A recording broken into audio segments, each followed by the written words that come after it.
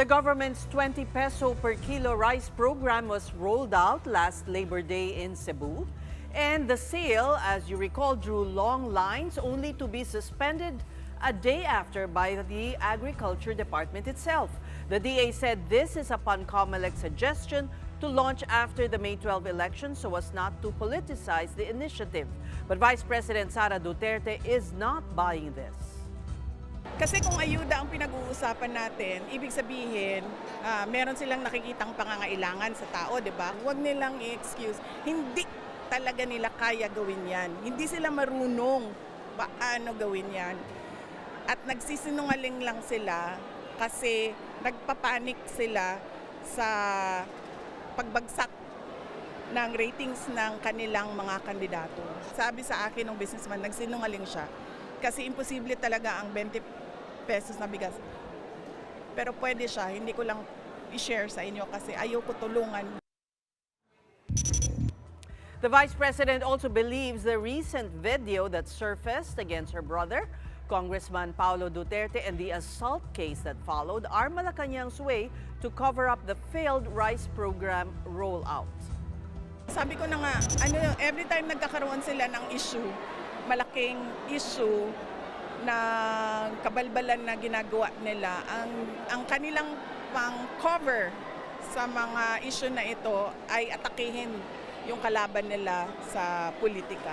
Tulad nga ng sinabi ko, blanco yung budget, nag-file sila ng impeachment. Nung nagkaroon ng drug overdose at merong namatay sa Amerika at nandoon sa loob ng kwarto si First Lady Lisa Marcos at nandoon sa police report, cocaine yung sinasabing nagkalat doon sa kwarto na yon, ay bigla na lang nilang hinila, kinidnap, kinuha, dinukot si Pangulong Duterte. Ngayon naman, 20 pesos ang kilo ng bigas, isang araw lang, tapos na, wala na. Kinalimutan na naman na pangako ay bigla na lang merong nag-file ng complaint kay Congressman Pulong.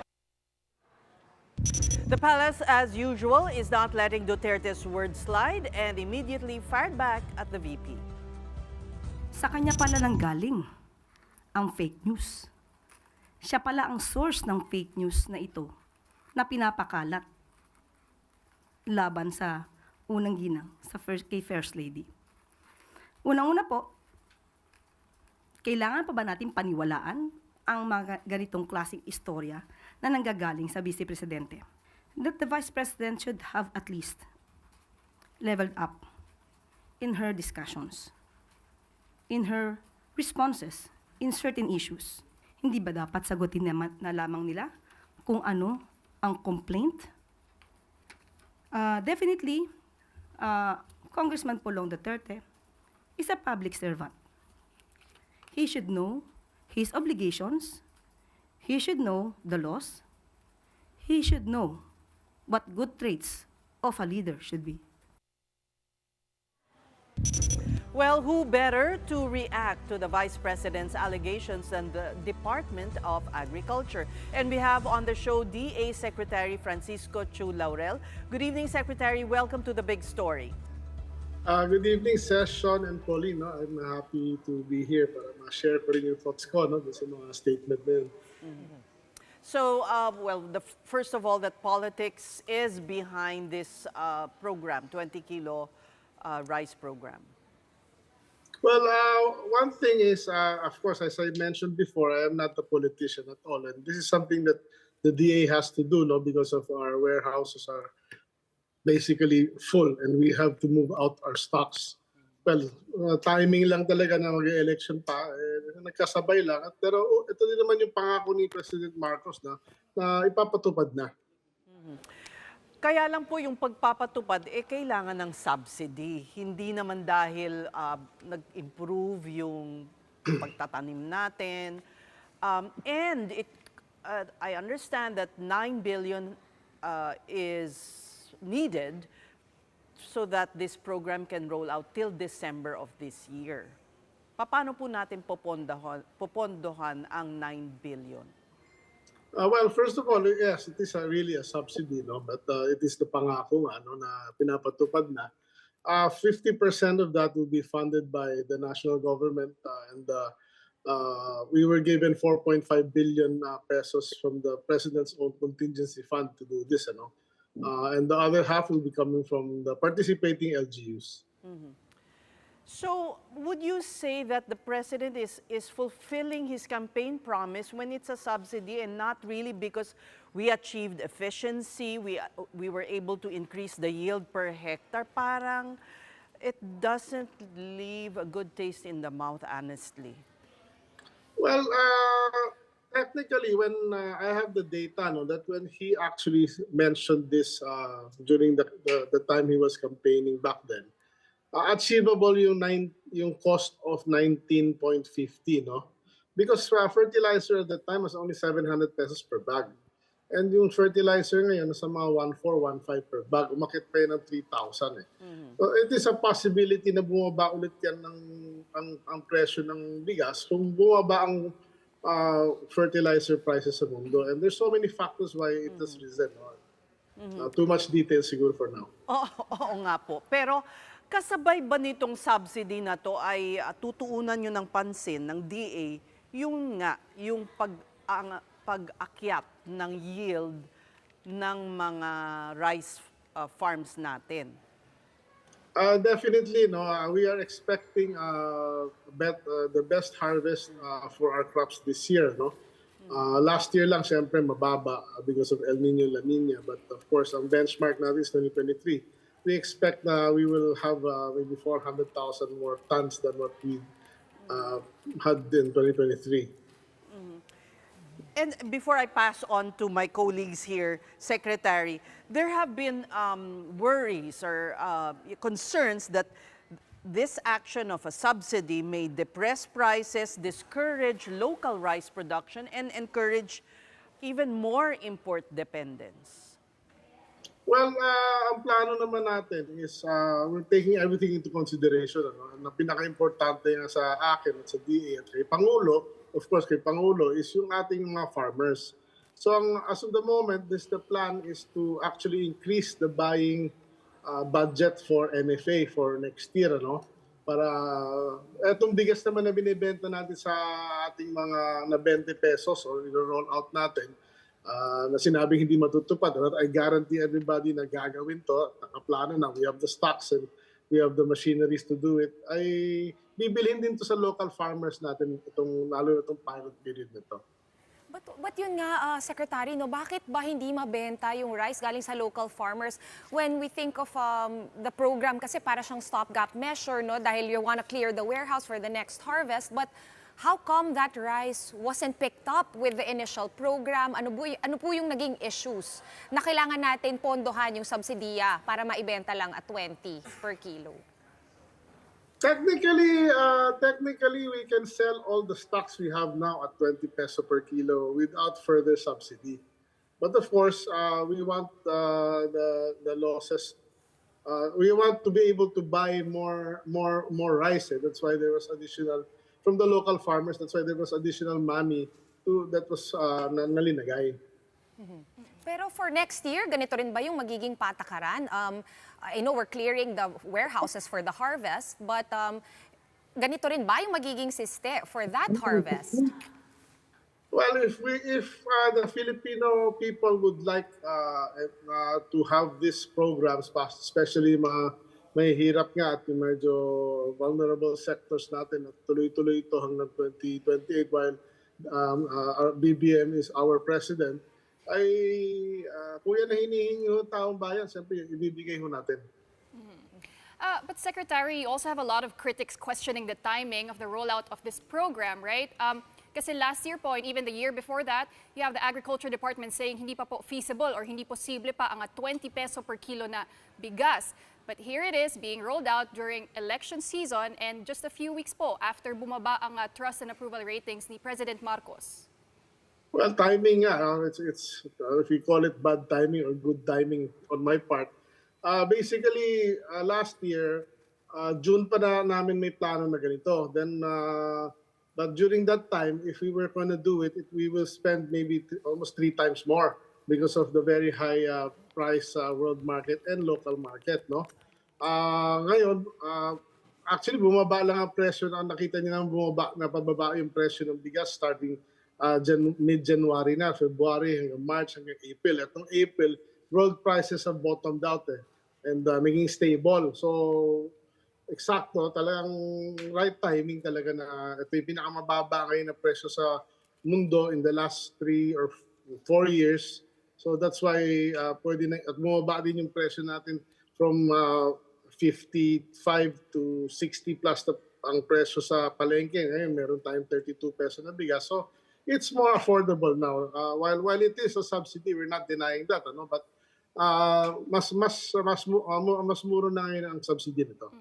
And right now, Secretary, the beneficiaries of this program are indigent families, mga members po ng 4Ps, mga senior citizen, PWDs. Pero after po ba ng midterm elections, can we expect that these rice will be sold to the general public naman? To the pilot project sa Visayas, hindi to namimili kung anong class ng tao or vulnerable ba o hindi. We leave it up to the LGUs to implement it kung sino tingin nila ang dapat mabigyan itong mabentahan itong bigas na to kasi they have a part in this, di ba? So we leave it up to them. Then ang pinaka-importante sa amin ngayon sa pilot period na to, yung datos, no, yung data na makukuha namin para maplano namin yung programa for 2026. How do you plan where to roll out this program? Alam natin na na-delay siya, pero what was the rationale behind bakit Cebu muna and then where else na maaasahan ng mga taong bayan na sunod itong maro-roll out? Well, ang actual pilot project was dapat Visayas region, basically region 6, 7, and 8, and NIR, Negros Island region, because of the high, doon mas mataas ang poverty incidence. Of course, Cebu as a province, hindi naman yan mataas ang poverty incidence. But ang maganda sa Cebu kasi, they were ready. They had the software, they had the cards, they had the system in order to implement this fast. And nasa sentro din sila ng Visayas, nandun yung mga warehouse din. So talagang sinama sila. Secretary, did the government not consider instead just giving the rice directly via the 4Ps program para hindi apektado yung merkado? Yung Since 4 subsidy piece, rin naman po ng gobyerno, ibigay nyo na. yung 4 piece kasi, basically kalat-kalat all over the Philippines. Last year pa, I was talking to Sec Rex about it, na why not give rice and ano. But the problem is the logistics of giving the rice to all the 4 piece all over the country is medyo daunting. Kaya basically, cash ang binigay sa kanila at sila na bahala pumunta kung saan sila makakabili ng 20 pesos. And yung role ng LGU in terms of determining sino po yung pwedeng maka-avail at Yun na bumili. nga parang baka maging parang patronage naman po ulit ang May mangyayari. do you have safeguards against that, Secretary? Basically naman, yung sistema ngayon is yung may software nga na pinahiram sila or pwede lang kopyahin that will basically monitor everybody kung sino, and may limit yan, Of course, dahil dito sa urgency namin to move out our stocks, I think yun ang more priority namin. But of course, we will fix this as we go with the pilot in the next 6 months. Okay. Secretary, setting the subsidy aside, you said that there are all these plans and programs to be able to really produce price locally at a lower cost. Meron po ba kayong target price na yung talagang galing sa pagtulong, pagsuporta sa magsasaka? Can pin you we to a clarify price? target price? Yeah. Opo, yung So target price of palay sana ay ang pagbili natin sa mga magsasaka is at 21 peso dry. 20 But of to course, 23. to a minimum of 21 sana, But NFA is buying now 23, 24. But the problem is there are still many areas na hindi na maabot ng NFA, and yung traders lang nakakapag maabot sa kanila, so medyo mababa. But we're correcting all of this, In fact, just to give you everybody information, lalo natin mga farmers, mga 150 rice processing centers na build natin during the BBM administration. 22 more this year, and meron pang 30 rice processing centers next year.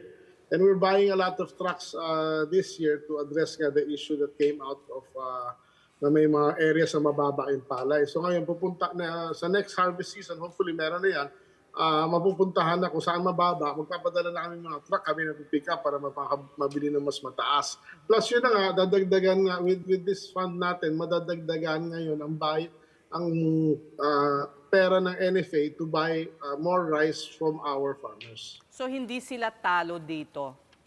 Yun ang kaba ng mga farmers groups na sila, you can sell to the consumer at 20, masaya sila, pero sila naman will be at the losing end. Well, they should not worry because it's a law of supply and demand. The only way na bababa lahat ang presyo is kung may oversupply. What we are doing is simply buying the same rice from our farmers and selling it back to the farmers and the other consumers at a lower price. At a loss, yeah, Yes. technically. But, Yes. but the farmer is not the one who's going to bear the brunt, but government Yes. or the taxpayer actually, actually the taxpayer. in the end. Yeah. Yeah. Well, just as a matter of fact, this is not something unusual na ginagawa natin lang. No? Many countries are doing this. Malaysia is doing this. Indonesia, actually last year, during El Nino Niña, bought 4 times Vietnam and other markets and simply gave the rice away. No, China's doing it for almost every year. No, even Japan is subsidizing heavily also. So in the U.S. it's corn. They subsidize the corn farmers. So this in Europe, France, ganun din, di ba? In other crops. So this is nothing unusual. So wag gamitin yung pagkapolitika para batikusin ho to. That this is normal. At sa totoo lang ho, ito hinihingi na ng mga tao matagal na alam naman yung lahat yun. Eh, ngayon na binigay, marami pa rin reklamo, pero ganyan talaga. But we will do it, and I guarantee you we will do it, and we will be rolling it out. Yan ho, utos ni Presidente. At sabi nga ni Presidente, ito na, gawin na natin. Okay, pero Sec, hindi lang po rice yung mahal. Lahat po ng pagkain ay mahal. Ano po yung, very briefly lang siguro, yung plano ng DA also for the fishery sector, for the livestock sector? Meron din po ba kayong mga programa na bago?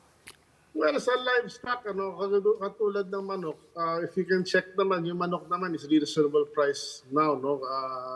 Because mababa ho ang presyo ng manok ngayon.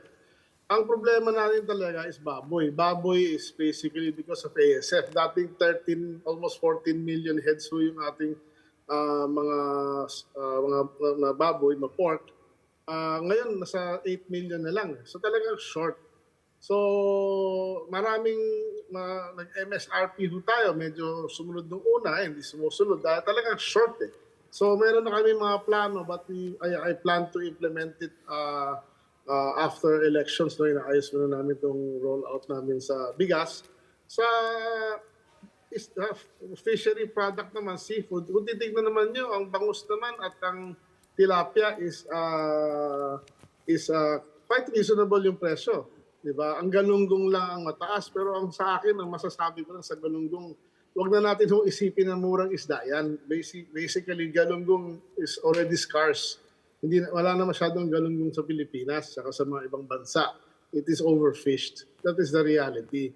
But there are alternatives like tamban, turay, mga ganun na mas mura na, it's just a preference. Di ba? Yun, ganun basically. Masarap naman po ang tamban. We thank you for your time po, Agriculture Secretary Francisco Chu Laurel.